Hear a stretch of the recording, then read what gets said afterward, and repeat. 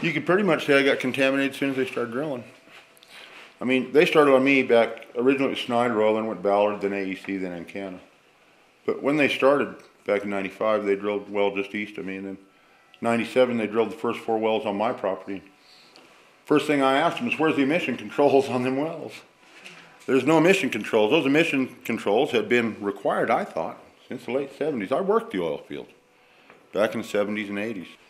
They started evapping on me, okay? Now when I say evapping on me, they had an evap pit at the end of my driveway. Okay, they had another one a half-mile east of that, another one half-mile west, but a quarter-mile south closer to my house. Now they evapped off these pits. First off, the first 6-7 months they didn't have any containment around them at all. They're evapping 30, 40 feet in the air. You know, then when they do put containment on it, they put it on 2 sides. They put it on the north and the west, nothing on the east and the south.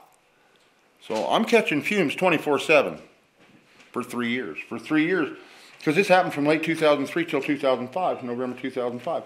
Every morning I'm standing at my gate in a cloud of this crap, and I'm breathing it. All my livestock's breathing it. Okay, 2004, my whole body shut down. I couldn't reach my face to eat. I couldn't walk. I couldn't do nothing. I was done. I thought I was a dead man. Imagine every muscle in your body contracted at the same time. Okay? Say your biceps pulling up on your arm, your triceps pulling down. Now what if it's stuck halfway? But this don't go away. This don't go away for days, for weeks. Now you start swelling. When your hand is as big as a baseball and your fingers are touching each other, but they're that far apart and you can't move them. And you don't know if it's the skin swelling or the muscles or the bones, and your whole body is doing this. Off and on, it's traveling all over you. What are you supposed to think, you know? Okay, now first my horses started aborting in 97. Goats, I started having 1 or 2 stillbirths a year. I raised goats too. Then it got to the point in 2003, late 2003 and 2004, where 2 out of 3 kids would be born dead. The ones that did live would end up with some kind of a cancer, a growth on their lymph nodes, and they'd abscess and die. The does that lived, they'd end up with either a cancer in their udder or a cancer in their uterus. Okay, I buried my last goat this last spring now. I was really scared the spring before. She had 4 kids, 2 of them dead. Now the year before that she had 3 all dead. Her sister had 4 that were dead, and 12 hours later the sister died too. Of course she had a mass in her left udder for a year as big as 2 fists. Okay, her sister had one for the last year and a half in her right udder as big as 2 fists. When she kid last year, no, not this spring, but the spring before, say spring 2011, she had 3 kids. 1 was born dead. The next one was born with half-inch long horns. The day it dropped out of the womb, its horns were half-inch long. This is a little doe, okay, a little white doe. The other kid was a billy goat, little black and white billy goat, kind of small. They lived. 1 died. Okay, now, I thought it was pretty odd the goat had horns a half-inch long. Okay, then at 2.5 months it turned into a billy goat. Whoa. Yeah, you want to get scared? When you're doe, you suddenly look between its legs and it's got a set of gonads down there. You're going, oh my God. Now this goat is 20 months old. Its horns, and I'm not kidding you, are this wide. They're like a longhorn steer. They're not like a goat. Okay, I call it. It's not she, it's not he, it's an it. Its horns are that wide. They're huge as far as the size of them. I've got 8-year-old goats that don't have horns that big. First thing she had was a handful of bones. There was no meat, there was no tissue, there was no sinew, there was nothing. Just kind of a pinkish purple handful of bones. That isn't birth. What's going on? Next one she had is mummified. Only half the internal organs are in it, shriveled up like a prune. The third one, I wasn't going to open it up. I was done with that because in between the second and third one, she had another handful of damn bones.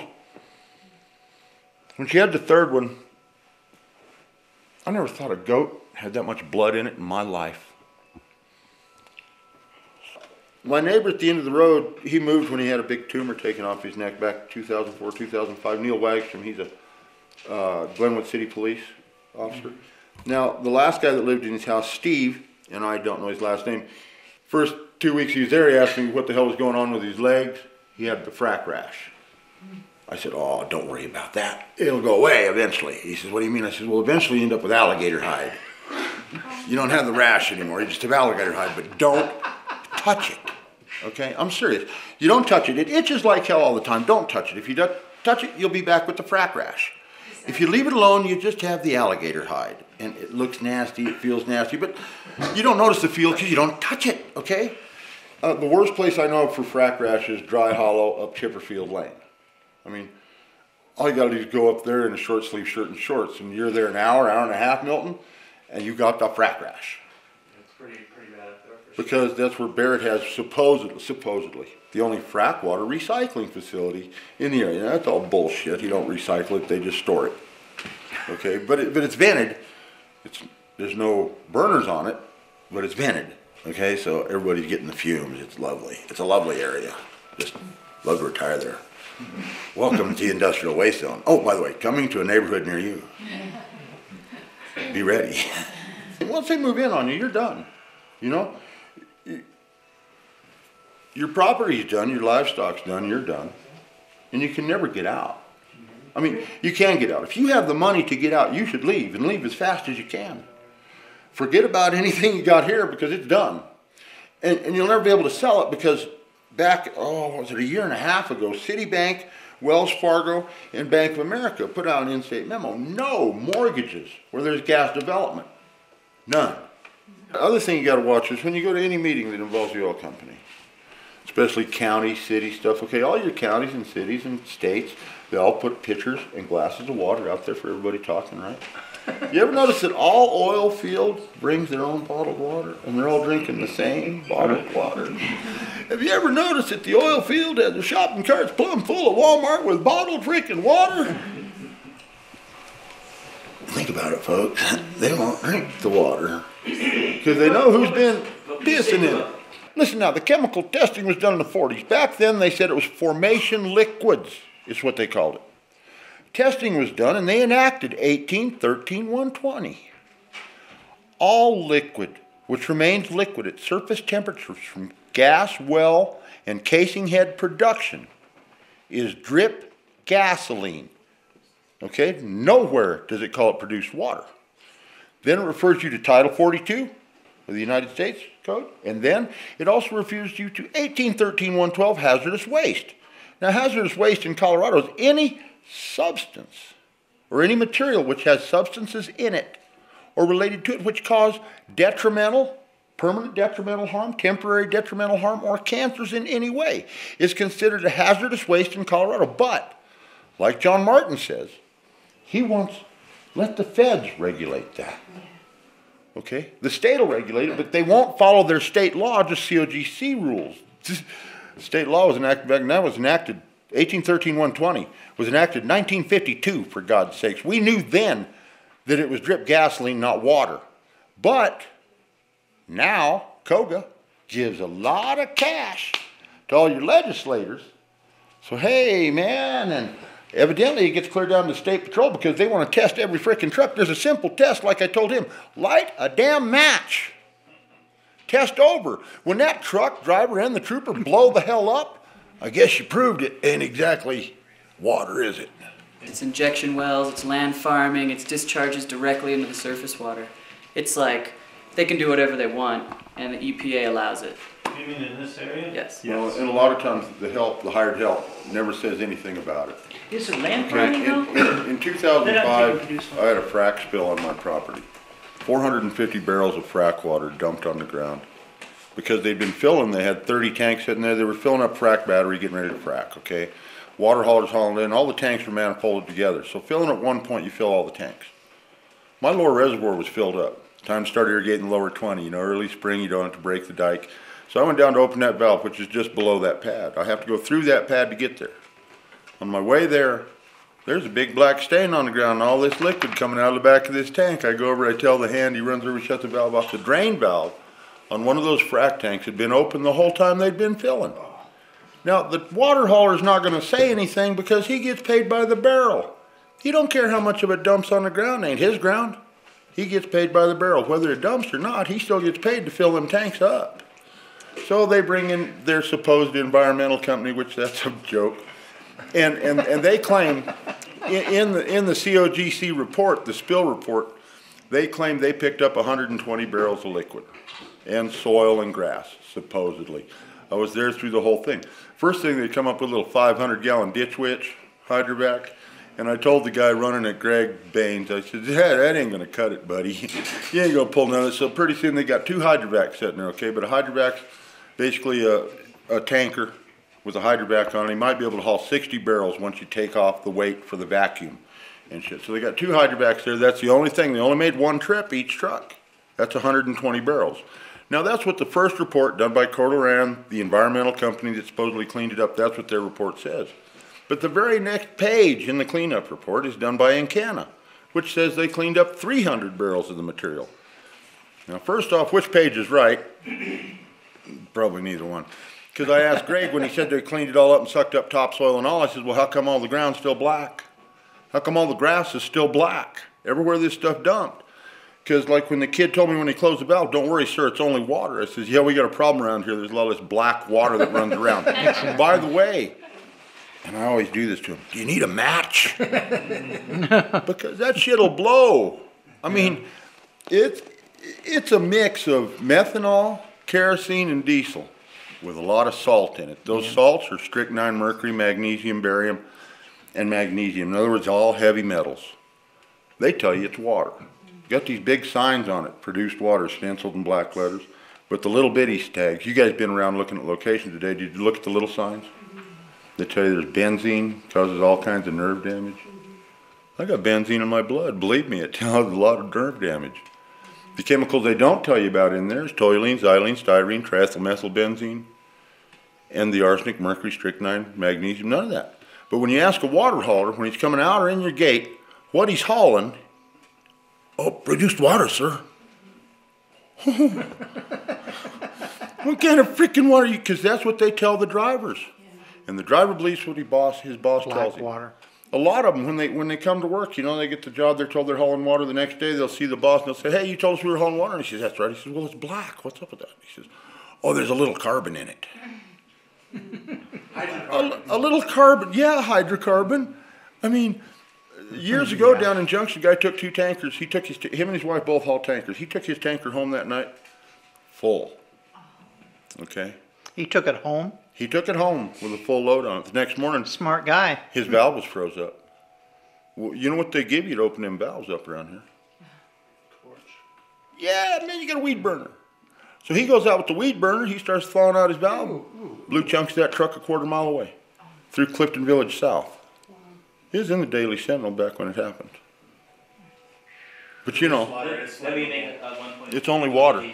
New York Times did a study here, or expose about a year ago. This Ian, what was his last name? Ian Urbina. Urbina. And the studies they did in Pennsylvania of dumping water into New York, the water contained 1,000 times the limits for drinking water in nuclides. And they were just dumping it back into the river. There was no way to treat it, and they stopped it. But that's what's going on here. What they've been doing is putting this water in these Class 2 wells under the supposition that it would stay down there forever. So they don't measure what they're putting in, except for TDS. What they're finding is, and what the geologists are now telling them, even the EPA scientists who permitted these wells, that all of them will leak eventually. And there's a very good chance that all this water we're injecting deep underground will somehow get back to the surface someday, at least some of it. Which, you know, and once you, I mean, if you know anything about groundwater, it is tremendously hard to clean up. Oh, man. I mean, it is just forever and ever. Let me give one example. At Rocky Mountain Arsenal, they spent $2 billion to clean up that site out there. They spend $10 million a year to keep the water, the contaminated groundwater that's in that wildlife area from getting to the Platte River. $10 million a year. You and I pay for this every year, as far as the eye can see. So everybody should be really concerned when they say, well, we're disposing this water in these Class 2 wells. And that's what we do on the Front Range. But there's a good possibility, if these geologists are right, that eventually, for our grandchildren, our great-grandchildren, the groundwater, and 60% of the water is groundwater, will not be usable by us without tremendous cost to clean it up, if indeed we can clean it up. It's not just that contamination, because the spill ratio is unreal. Oh, yeah, really? Yeah, Okay, right. 2 years ago, I'm It's sitting worse. at the cafe drinking my coffee like I used to do every morning. And I see a buddy of mine I ain't seen 6 years, you know? And I still call him a friend because he was honest with me, okay? But the first words out of his mouth is, I won't drink any of the water around here, Rick. I says, really, Bob, what's up with that? He says, well, I'm working for Laramie, and I know what they're dumping in the creek. What? Even midnight guy. I said, are you kidding me? He says, nope. I says, well, Bob, you have a good day, but I want you to know that that coffee was made with water, and that orange juice was concentrate made with water. Have a lovely day. They got a poly line, 2 of them running behind my house, just west of my property line. And in 2004, a subcontractor come in and he put a T in one of the lines and a dump right into the creek. Piece of corrugated pipe, attached a 6-inch corrugated pipe to this, you know, it's amazing what you can do with those rubber T's. Anyway, put it on there, dumped in the creek, but no valve, okay? When I asked in Canada about it, they told me that was to dump their water after it had been through their water treatment plant, which wasn't built yet. Wasn't online until November 2005. They did this in the summer of 2004. They told me that was after the water went through the filter, they were allowed to dump it into the river. My question was for him, since that line comes from clear at Knuckles Creek, so we're talking Knuckles, East Mam, Mam Creek, West Mam, and down to the Hunter Meister compressor plant is where the Harrison Western water treatment plant was. How did the water know to just keep on cruising past that T at West Mam Creek, go down to the plant, get filtered, and then come back and dump in the creek? The only economy left in Garfield County is oil and gas. Okay, used to be that most of the towns down valley were all bedroom towns. We all worked up valley, Eagle, Vale, Aspen, bedroom town. We did construction. We built the world. Okay, but there's no construction left since the recession. There's nothing. The only thing left is oil and gas. That's why Garfield County has the largest repost rate in the state. All the locals, the people, the bedroom people, the people, the construction that used to live here, they're gone, man. They left. They pulled out. They left everything they owned and got the hell out. Some of them left because even living downtown in Rifle, you're sick all the time. I mean, the outfit, I'm sure all of you seen the big flare going there in West Rifle. Yeah. Okay, that's the Intercrest outfit, right? Damn, they owe the state over $800,000 right now in fines for emissions. But hey, they're all clean, you know, it's clean, cheap, natural gas.